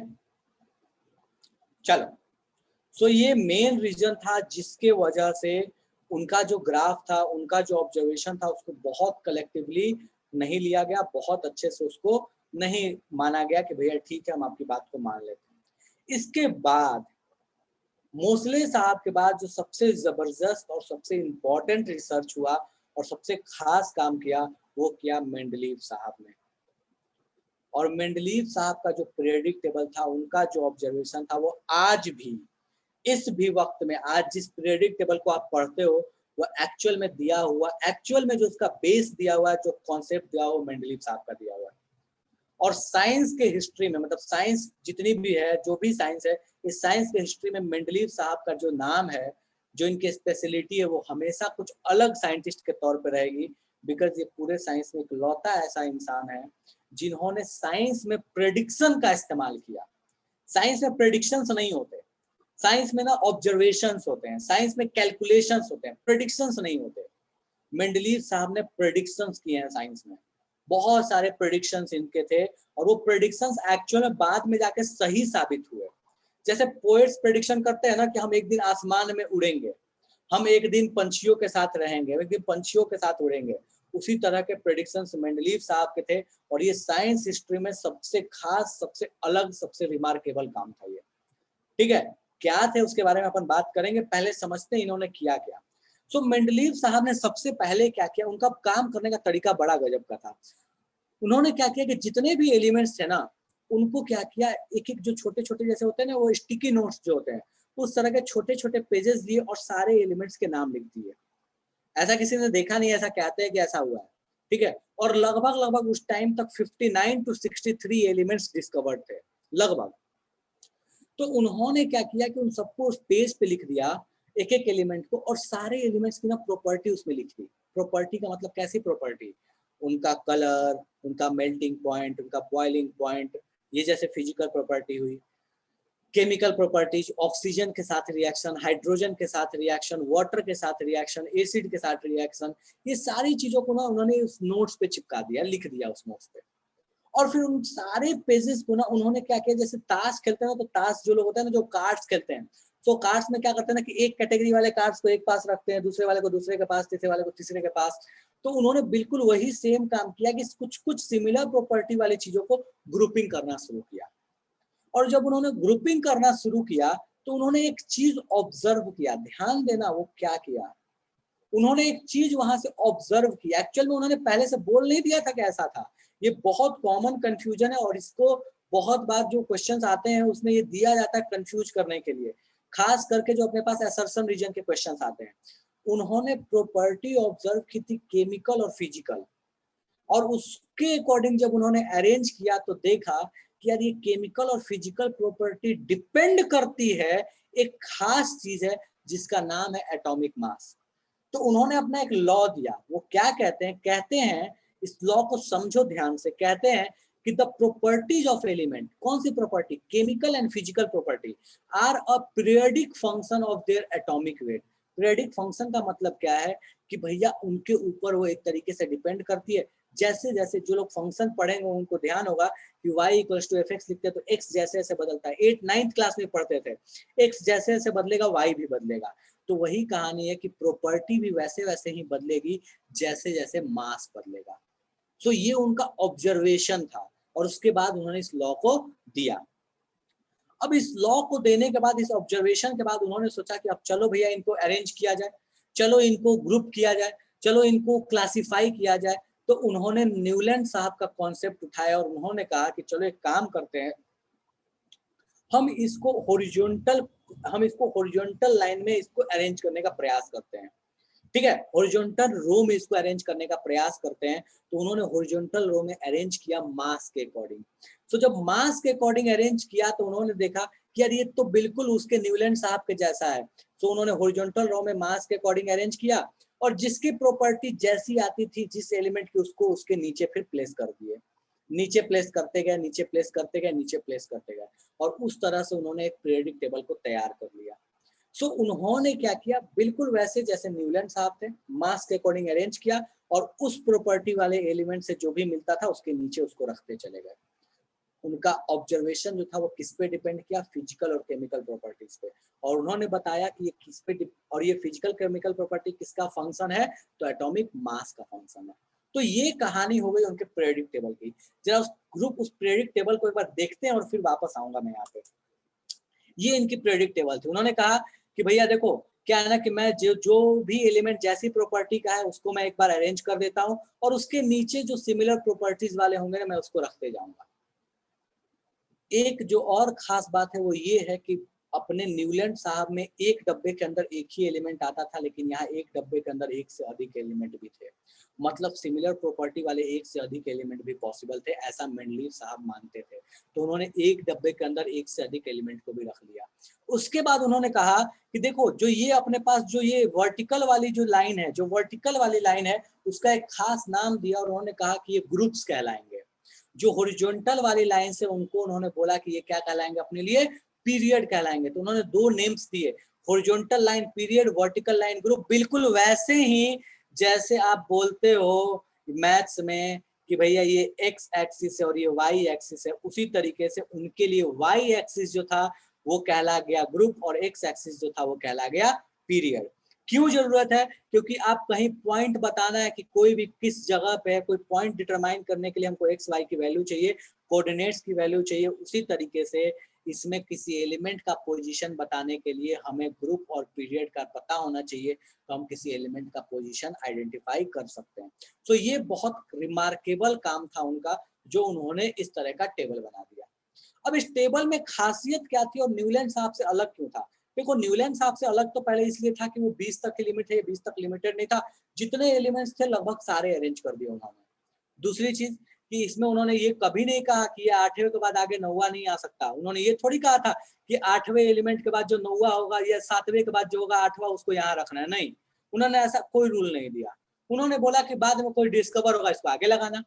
कोई डिस्कवर नहीं हुआ है तो हो सकता है बीच में आ जाए, यहाँ बीच में आ जाए। उन्होंने ऐसा कोई रूल नहीं दिया कि आपका पीरियड का नंबर बढ़ घट नहीं सकता, ग्रुप का नंबर बढ़ घट नहीं सकता, ऐसा उन्होंने कोई रूल नहीं दिया। तो इस वजह से उनका पीरियड टेबल बहुत ही फ्लेक्सिबल बन गया। चलो तो इनके पॉइंट्स थोड़ा जरा जरा सा लिखते चलते हैं और फिर एक एक पॉइंट, बहुत रिमार्केबल पॉइंट्स हैं इनके। सबसे पहला पॉइंट मेरिट्स में, हालांकि ये आगे आपको लिखा हुआ मिलेगा, थोड़ी देर में आपको लिखा हुआ मिलेगा, तो मैं लिख नहीं रहा, थोड़ी देर में अपना लिखा हुआ रहेगा, वहां से देख लेना, कोई दिक्कत नहीं है, ठीक है। दूसरी जो इनकी सबसे खास बात थी, जो सबसे स्पेशल थी, जो मैंने अभी थोड़ी देर पहले बताया था, क्या उन्होंने कुछ एलिमेंट्स के बारे में अंदाजा लगाया कि बाद में ये डिस्कवर होंगे और उसकी प्रॉपर्टी कुछ इस तरीके की होगी, बिल्कुल पोएट्स की तरह, बिल्कुल मतलब एक कहते हैं ना कि लिटरेचर में जो काम होता है उन्होंने साइंस में काम किया और ऐसा ही हुआ। ये डिमित्री मेंडलीव साहब ने क्या किया कि कुछ एलिमेंट्स का खाली जगह छोड़ दिया पीरियोडिक टेबल में, बोला कि यार ये इस जगह पे इस प्रॉपर्टी वाला एलिमेंट आज हमारे पास डिस्कवर नहीं है, लेकिन मुझे लगता है कि ऐसी प्रॉपर्टी रखने वाला एलिमेंट भविष्य में डिस्कवर होगा, उसके लिए मैं खाली जगह छोड़ दे रहा हूँ। और उन्होंने कुछ खाली जगह छोड़ा, जैसे एक जगह छोड़ा वहां नाम रखा उन्होंने एक एलिमेंट जो भविष्य में आएगा, दैट इज एका बोरोन, जो कि आज का स्कैंडियम है। उन्होंने एक और खाली जगह छोड़ा जिस एलिमेंट का नाम रखा एका एल्यूमिनियम, जो आज का गैलियम है, और एक और खाली जगह छोड़ा एका सिलिकॉन, जो आज का जर्मेनियम है। तो उनका ये जो प्रेडिक्शन वाला जो काम था, ये प्रेडिक्शन वाला काम बहुत जबरदस्त था, जो किसी ने नहीं कर पाए। और इससे ये पता चल गया कि भविष्य में आपको जितने भी चेंजेस करने हो आप उनके पीरियड टेबल में कर सकते हो, रिजिड पीरियड टेबल नहीं है। और ये आपके डिमित्री मेंडलीव साहब हैं। तो इसलिए इनका काम सबसे रिमार्केबल था, सबसे खास था। ऑब्वियस है कमियां सब में होती हैं, तो इनमें भी कमियां थी ही थी। अब जरा कमियों पे बात कर लेते हैं कि इनकी कमियां क्या थी। ठीक है, सबसे पहली कमी जो इनके पीरियड टेबल में थी वो क्या थी? सबसे पहली कमी थी कि इन्होंने कुछ एलिमेंट्स को जब अरेंज किया तो ये कहते थे कि भैया मैं मास के अकॉर्डिंग अरेंज कर रहा हूँ। जैसे यहाँ कोबाल्ट और निकल को जरा गौर फरमाते हैं, वो कहते थे कि लोअर मास से हायर मास की तरफ मैं अरेंज कर रहा हूँ। तो जब वो कोबाल्ट और निकल को अरेंज करते हैं तो वो क्या कहते हैं, ध्यान से सुनना। वो कहते हैं कि कोबाल्ट का मास जो मेरे पास अभी है, उस समय जो उनके पास अवेलेबल था वो ज्यादा है, और निकल का मास कोबाल्ट का मास, हाँ कोबाल्ट का मास ज्यादा है और निकल का मास कम है, जो उनके पास अवेलेबल डेटा है। लेकिन वो ये मानते हैं, वो जानते ये हैं, डेटा ये है कि कोबाल्ट का मास ज्यादा है, लेकिन वो ये कहते हैं कि शायद कोबाल्ट का मास हमने गलत मेजर कर लिया है। आइडियली निकल का मास ज्यादा होना चाहिए, कोबाल्ट का कम होना चाहिए। इसलिए मैं इस बात को मानते हुए कि कोबाल्ट का कम होना चाहिए और निकल का ज्यादा होना चाहिए, मैं कोबाल्ट को पहले और निकल को बाद में रख लेता हूँ। उन्होंने बोला कि जो मैंने मास मेजर किया या जो मुझे मास दिया गया है इनका वो गलत है, बट एक्चुअल में ऐसा था नहीं। कोबाल्ट का मास ज्यादा था, निकल का मास कम था। यहाँ 59 दिया, इस पे मत जाना, ठीक है।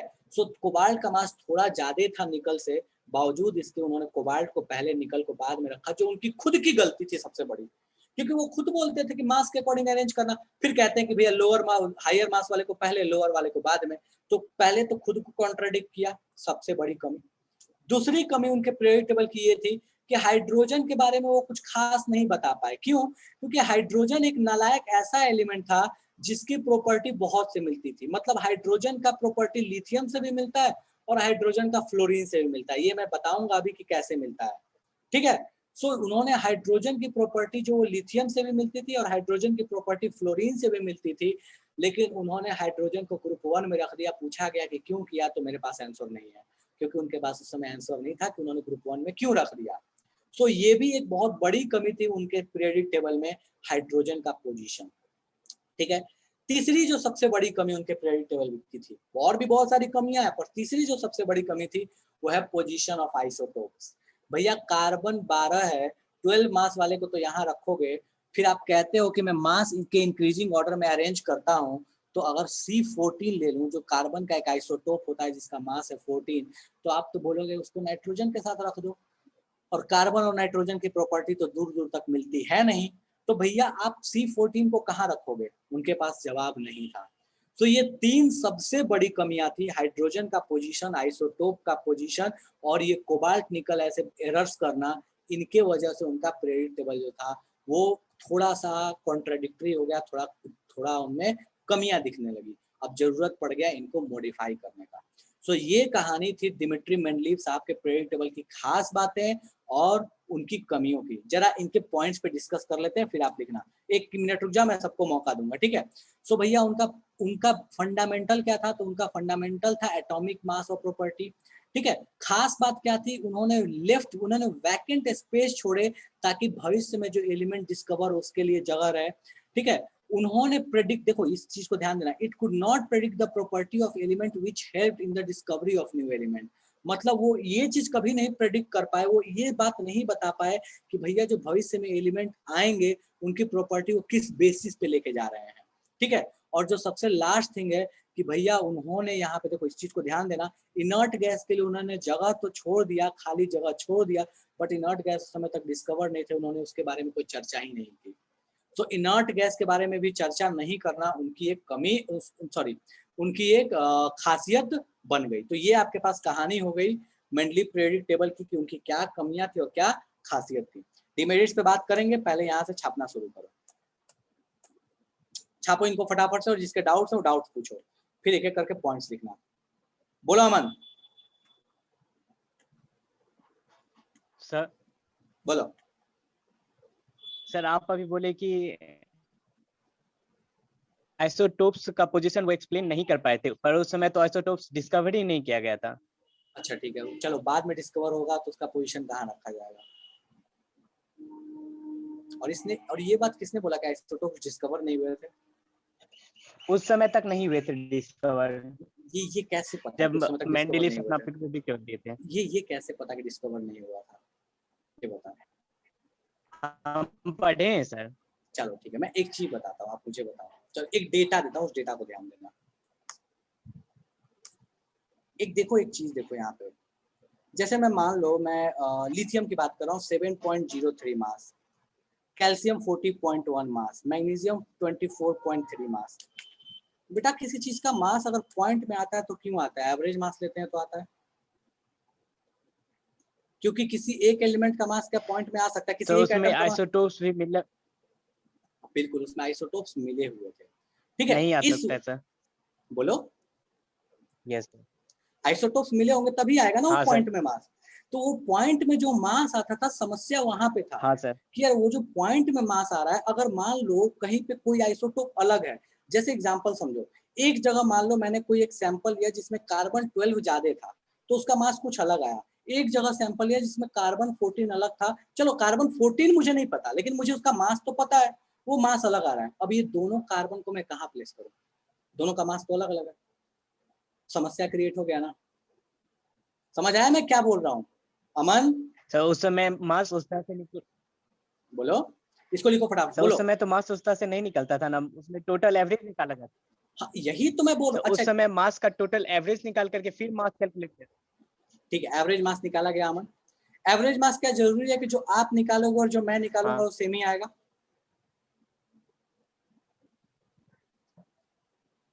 क्या मतलब सर? मतलब ऐसा भी तो पॉसिबल है कि हो सकता है जो आपके पास अलग अलग आदमी। सुनो एक मिनट, जो आपके पास सैंपल हो उस सैंपल में एक जो आइसोटोप है, मान लो C12 है, वो ज्यादा है, और मेरे पास जो सैंपल उसमें C14 ज्यादा है, तो क्या मास दोनों का सेम आएगा?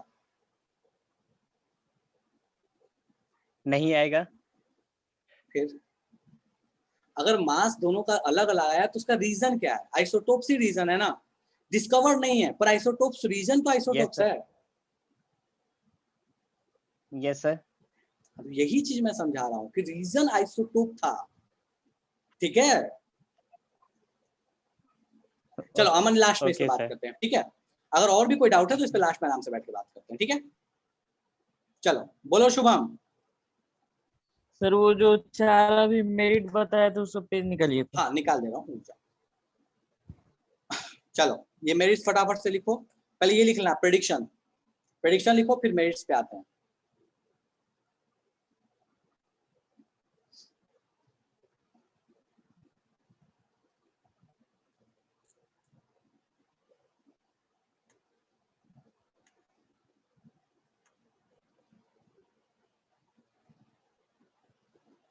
मेंडलीव और डोवर्नियर मिलता, देखो सारे मिलेंगे ना।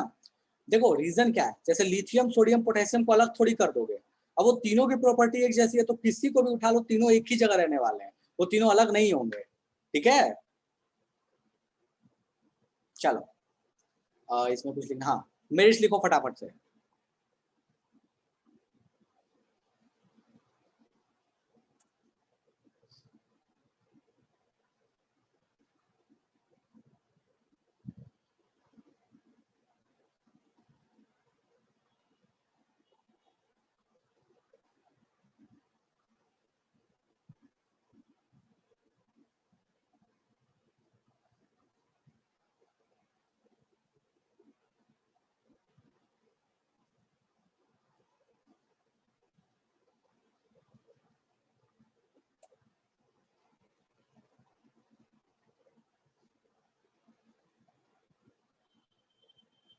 शुभम थर्ड बोलता है कि उन्होंने ये प्रेडिक्शन कर लिया कि जो भविष्य में एलिमेंट डिस्कवर होगा उसकी प्रॉपर्टी कैसी होगी।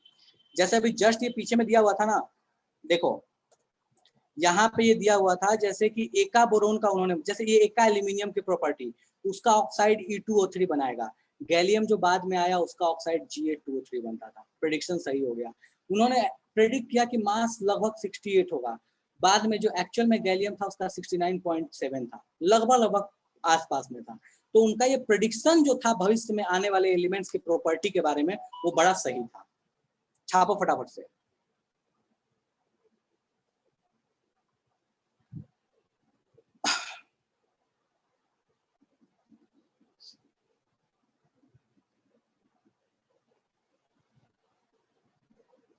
एका बोरोन ही क्यों नाम रखे, एका बोरोन ही क्यों नाम रखे, बताता हूँ विवेक क्यों नाम रखा। छाप लो पहले इसको। देखो एका का मतलब होता है ना एक आगे वाला, एक जस्ट आगे वाला, उसको बोलते एका।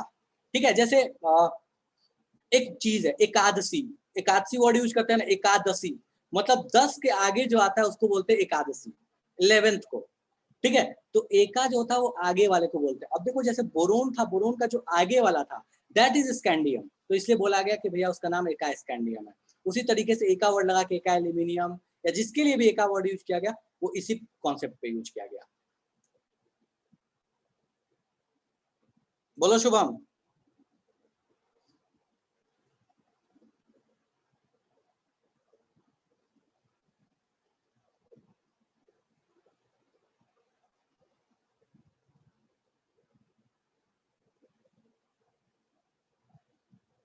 बोलो विवेक, लिख लिया सबने? सर उस टाइम ब्रोन और ये एल्युमिनियम का डिस्कवर्ड हुआ था। हाँ तभी तो बताया गया ना। हुआ था सर, तो ये इसके लिए स्कैंडियम की जगह पे वो क्यों रखे का ब्रोन, एक एल्युमिनियम? देखो उनके कहने का मतलब क्या, समझो इस चीज को। उन्होंने कहा कि भैया एक जगह मैं खाली छोड़ रहा हूँ, ठीक है, वो जगह कहाँ पे है, सो वो जगह आएगी आपकी वो जगह जो है वो बोरोन के नीचे में जगह खाली रहेगी, और वो जो नीचे में खाली जगह छोड़ रहा हूँ वहां पे एक भविष्य में एलिमेंट आएगा जिसकी प्रॉपर्टी कुछ खास उन्होंने बताई कि इस तरह की होगी। ठीक है, और भविष्य में एक एक्चुअल में ऐसा एलिमेंट डिस्कवर हुआ जो कि स्कैंडियम था, उसकी प्रॉपर्टी बिल्कुल वैसी ही थी जैसा वो बता के गए थे। ठीक है, अब देखो यहाँ पे मैं पीरियडिक टेबल में मैं समझा रहा हूँ इसकी कहानी कैसी है। देखो ये बोरोन है, ये स्कैंडियम है। अब समझो इस चीज को, स्कैंडियम उस समय डिस्कवर नहीं है, ये खाली जगह है, उन्होंने इस जगह को खाली छोड़ा। उन्होंने खाली छोड़ा और यहाँ पे बोला कि भैया यहाँ पे भविष्य में एक एलिमेंट डिस्कवर होगा, और उन्होंने नाम रख दिया कि इसका नाम रहेगा एका बोरोन। Okay sir. इस जगह पे, ठीक है, और बाद में एक एलिमेंट डिस्कवर हुआ जिसका नाम था स्कैंडियम, जिसको नाम रखा गया स्कैंडियम। उसकी पोजीशन उसकी प्रॉपर्टी से एका बोरोन के मिलती जुलती थी। समझ में आ गया? हाँ ठीक है, चलो ठीक है। सो ये आपके पास कहानी हो गई उनके मेरिट्स की, उनके मेरिट्स क्या थे, उनकी डिमेरिट्स क्या थी। एक और भी उनकी बहुत बड़ी डिमेरिट थी उनके प्रेडिक्ट टेबल की, वो ये थी कि देखो कुछ एलिमेंट्स जिनकी प्रॉपर्टी एक जैसी नहीं थी, फिर भी उन्होंने कुछ को एक साथ रख दिया था। जैसे यहाँ पे मैं समझाता हूँ एक आध लेके, कि जिनकी प्रॉपर्टी एक जैसी बहुत मिलती जुलती नहीं थी, पर वो बोलते हैं कि यार इनको एक साथ ही अरेंज कर दो। ठीक है, जैसे देखो वो कहते हैं कि भैया देखो ये जो मर्क्यूरी है, अब देखो कुछ को अलग भी किया, जैसे मर्क्यूरी है, मर्क्यूरी को उन्होंने अलग रख दिया। अलग रखने की इसको जरूरत नहीं थी। देखो मर्क्यूरी, थैलियम, ठीक है, सो कुछ ऐसे भी एलिमेंट्स थे ना जिनकी प्रॉपर्टी एक दूसरे से मिलती जुलती थी, और उन्होंने उसको अलग अलग अरेंज कर दिया, और ये भी उनके पीरियडिक टेबल की एक कमी थी। तो फटाफट से आते हैं इनके डिमेरिट्स पे, और फटाफट से डिमेरिट्स, हाँ ठीक है। देखो डिमेरिट्स में मैं स्टार्ट से करा दे रहा हूँ, ध्यान से देखना। पहला पोजीशन ऑफ हाइड्रोजन, कुछ अता पता नहीं है, पहले ग्रुप में रखें कि 17th में रखें, बता दे रहा हूँ अभी क्यों थोड़ी देर में। पोजीशन ऑफ आइसोटोप्स, कोई अता पता नहीं है पोजीशन ऑफ आइसोटोप्स कहाँ रखा जाए। ठीक है, anomalous pair of element, anomalous pair का मतलब क्या हुआ, जो अभी उस समय बताया था निकल और कोबाल्ट वाला। ठीक है, जैसे कोबाल्ट और निकल, ये देखो कोबाल्ट और यहाँ देखो निकल, कोबाल्ट निकल का जो पोजीशन था वो उन्होंने माना कि भैया कोबाल्ट को पहले और निकल को बाद में रखेंगे, कोबाल्ट का मास कम है निकल का ज्यादा। गलत था, ऐसा नहीं था। ठीक है, उसके बाद उन्होंने बोला कि कुछ लाइक एलिमेंट्स थे जिसको उन्होंने अलग अलग रख दिया, जैसे पीटी और एजी, प्लेटिनम और सिल्वर, वो एक जैसे एलिमेंट्स थे, एक प्रॉपर्टी वाले थे, उसको अलग रख दिया। पोजीशन ऑफ आइसोटोप ये तो हटा ही दो, ये तो दोबारा रिपीटेड इसमें लिखा हुआ है, ठीक है, तो इसको हटा देना, ठीक है, इसको हटा देना, ये मिट नहीं रहा मेरे पास से, इसको हटा देना, ठीक है, जब मैं देखता हूँ मिट गया तो हाँ, इसको नहीं लिखना, ठीक है। और जो लास्ट वन सेम कहानी, वही चीज कि भैया जैसे ये था एनोमेलस पेयर बनाया, मतलब जो सेम प्रॉपर्टी वाले नहीं थे उनको अलग रख दिया, ठीक है, और कुछ सेम प्रॉपर्टी वाले नहीं थे उनको साथ रख दिया, कुछ सेम प्रॉपर्टी वाले थे उनको अलग रख दिया। तो बेसिकली ये दोनों पॉइंट सेम ही है, ये वाला पॉइंट और ये वाला पॉइंट दोनों सेम है, कुछ सेम प्रॉपर्टी वाले अलग रखना और कुछ अलग प्रॉपर्टी वाले को सेम रखना। फटाफट छापो, कहीं तकलीफ हो तो पूछ लो।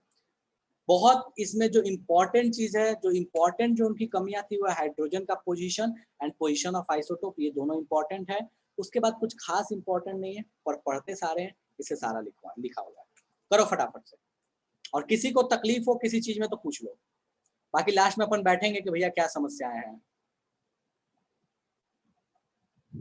इसको मैं हटा दे रहा हूँ यार, हट नहीं रहा है, छोड़ो, छापो इसको, बस ये पोजीशन ऑफ आइसोटोप्स मत छापना दोबारा से। हाँ, सिर्फ हेडिंग लिख लो, चलेगा, कोई दिक्कत नहीं है, पूरा डिटेल्स लिखने की जरूरत नहीं है। Position of hydrogen, position of isotopes, anomalous pair of element, example इसमें बस लिख लेना, कोबाल्ट एंड निकल, इस वाले में एग्जांपल लिख लेना, ठीक है।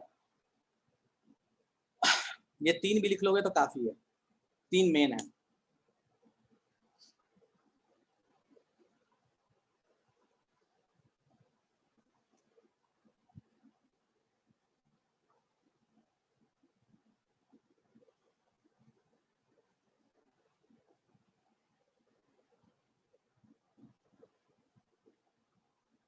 चलो ठीक है, सो ये कहानी अपने पास हो गई मेंडलीव साहब तक का, कि भैया मेंडलीव साहब ने जो पीरियोडिक टेबल बनाया उसमें कहानी कैसी चली है, क्या क्या चीजें अच्छी थी, क्या क्या चीजें कमियां थी। इसी के साथ अपन आज की क्लास को यहीं पे ओवर करते हैं। जिसके डाउट्स थे, जो लोग, अमन और जो लोग भी जिनके डाउट्स हैं, वो रुक जाओ, पूछ के जाना, बाकी जनता जा सकती है, कोई दिक्कत नहीं है। यहाँ तक जो चीजें थी हिस्ट्री वाइज वो यहाँ तक थी, बहुत क्वेश्चंस नहीं आते इससे, इसके आगे की कहानी से बहुत क्वेश्चंस आते हैं, पर ठीक है, अपने को पढ़ना जरूरी है, सिलेबस में है तो ध्यान रखना, ठीक है। चलो, सो यहाँ तक आज की क्लास ओवर है। किसी को कुछ पूछना है पूछ सकते हो, ठीक है, और बाकी जनता जा सकती है। मैं ऑडियो ऑन करने का परमिशन दे रहा हूँ, जिसके इसके जो डाउट्स हैं। एनोमेलस पेयर में एलिमेंट 2 बार लिख, ठीक है यार, वो ये है, मतलब अब कह सकते हो कि एरर है, राइटिंग एरर, इसको हटा लो, दोनों सेम, इन दोनों को हटा लो यार, ये रिपीटेड है, दोनों हटा दो दोनों को, ठीक है। साथ वाले को अलग, अलग वाले को साथ, यही उनका ड्रॉबैक था, ठीक है।